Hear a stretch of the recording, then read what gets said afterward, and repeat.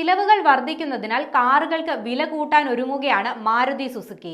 നമസ്കാരം, കൊട്ടാരക്കര മീഡിയയിലേക്ക് സ്വാഗതം.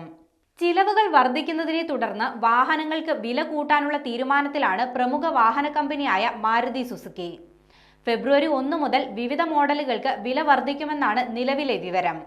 32,500 രൂപ വരെയാണ് വാഹനങ്ങൾക്ക് വർദ്ധിക്കുക. വർദ്ധിച്ചു വരുന്ന ഇൻപുട്ട് ചിലവുകളും പ്രവർത്തന ചിലവുകളും കാരണമാണ് കമ്പനി ഇപ്പോൾ വിലവർദ്ധനവ് ഏർപ്പെടുത്തുന്നത്. ഏറ്റവും കുറഞ്ഞ വിലവർദ്ധനവ് സിയാസിനും ജിംനിക്കുമാണ് ഉണ്ടാവുക. കോമ്പാക്ട് കാറായ സെലറിയോയ്ക്കാണ് ഫെബ്രുവരിയിൽ ഏറ്റവും കൂടുതൽ വില കൂടുന്നത്. 32,500 രൂപ വരെ ഈ വാഹനത്തിന് വിലവർദ്ധനവുണ്ടാകും. ഇൻവിക്ടോ പ്രീമിയം MPVക്ക് ഫെബ്രുവരി മുതൽ 30,000 രൂപ അധികം മുടക്കേണ്ടി വരും. സിയാസിനും ജിംനിക്കും 1,500 രൂപയാണ് കൂടുക. വാഗണറിന് 15,000 രൂപ വരെയും സ്വിഫ്റ്റിന് 5,000 രൂപ വരെയുമാണ് വർദ്ധിക്കുന്നത്. ബ്രസയ്ക്ക് 20,000 രൂപയും ഗ്രാൻഡ് വിറ്റാരയ്ക്ക് 25,000 രൂപ വരെയും വില വർദ്ധിക്കും. കൂടാതെ ആൾട്ടോ കേറ്റനിന് 19,500 രൂപ വരെയും എസ്പ്രസോയ്ക്ക് 5,000 രൂപ വരെയും വില കൂടും.